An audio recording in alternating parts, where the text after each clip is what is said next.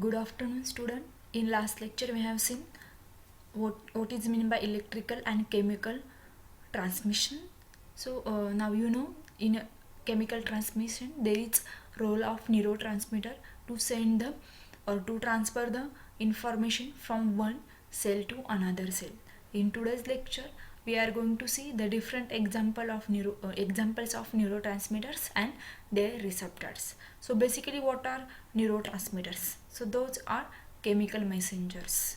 So that's send the signal or information from one neuron to the target cell. So now you know what are the target cell. That can be muscle cell, that can be another neuron, or that can be any gland. So the best studied examples of neurotransmitters is acetylcholine, and second example is norepinephrine. So what are the properties of neurotransmitters? So these neurotransmitters are synthesized in presynaptic neuron. Keep in mind, those are synthesized in presynaptic neuron. So as you can see in this image, so this is presynaptic neuron, and this is the membrane of postsynaptic neuron. So these are present. Sorry, so so these neurotransmitters are localized inside the synaptic vesicles. So in this diagram, the example is acetylcholine. This acetylcholine is localized inside the synaptic vesicle. So now second question is, so how they are released in the synaptic cleft.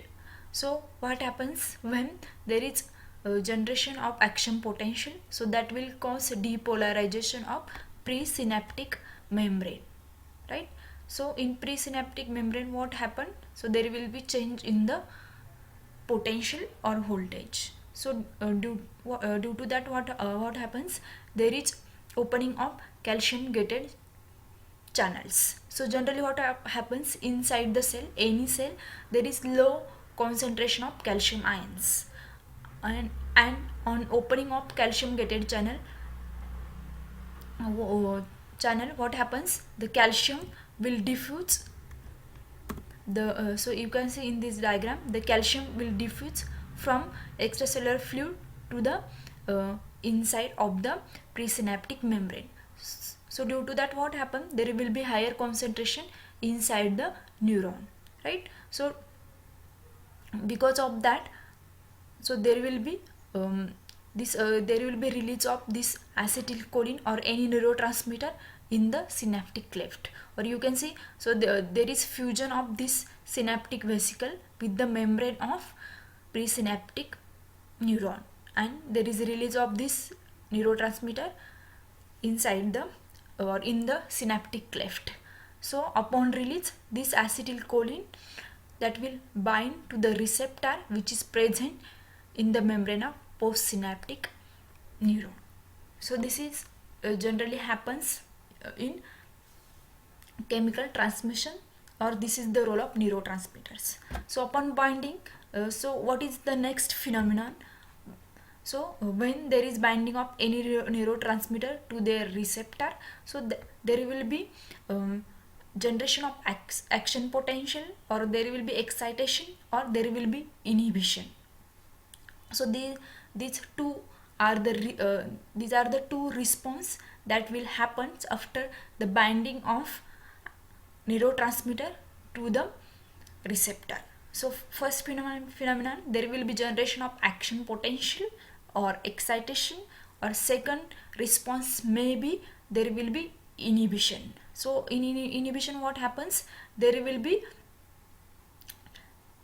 opening of chloride channels, so that what happens? The chloride will move inside, right? So there will be generation of negative potential. So that is nothing but hyperpolarization, and that is less likely to generate the action potential. So that is nothing but inhibition. So now you know. The neurotransmitters, those are synthesized in the presynaptic neuron. Those are present, or those are localized in the synaptical vesicles, and those are released upon the physiological condition.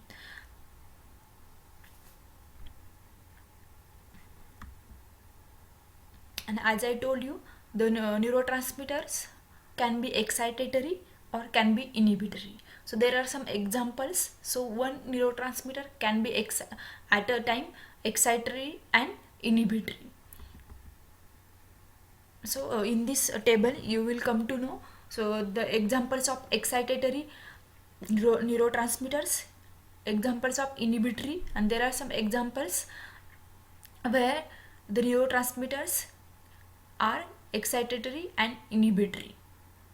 So the examples of excitatory neurotransmitters are glutamate, aspartate, and nitric acid. You can see the glutamate and aspartate are amino acid, where the nitric oxide is a gas.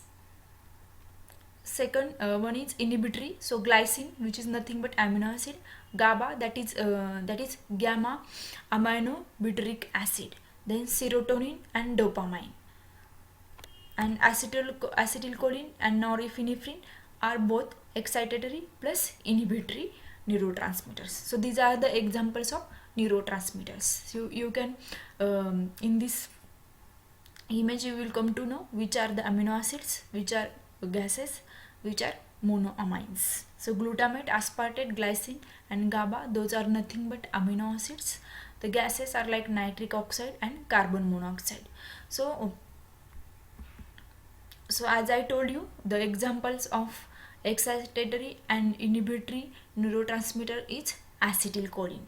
So in heart, that will inhibit the contraction of cardiac muscle, where in case of skeletal muscle that will stimulate the contraction.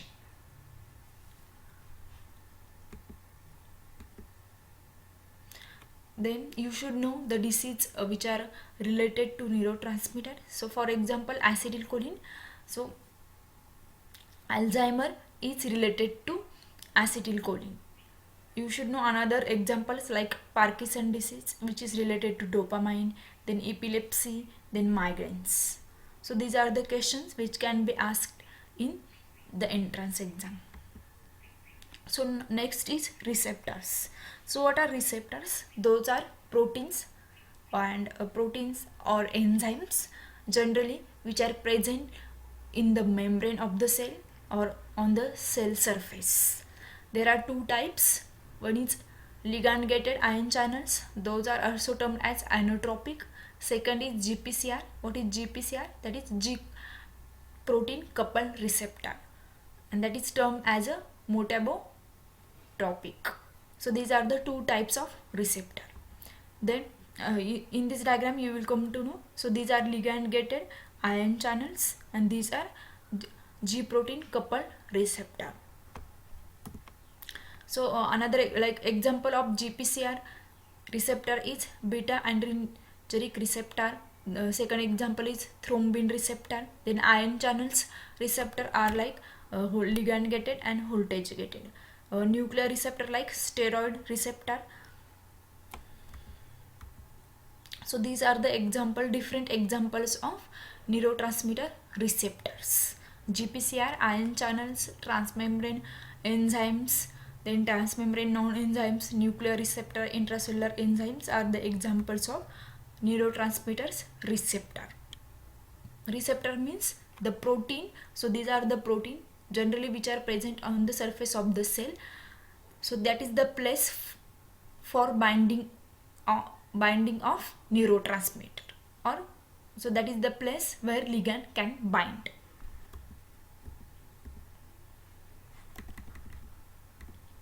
So as you can see in this image, so these are the neurotransmitter. For example, in this case, this is acetylcholine and this the yellow color you can see. So that is the receptor for acetylcholine, where you can see the acetylcholine is bound to this receptor.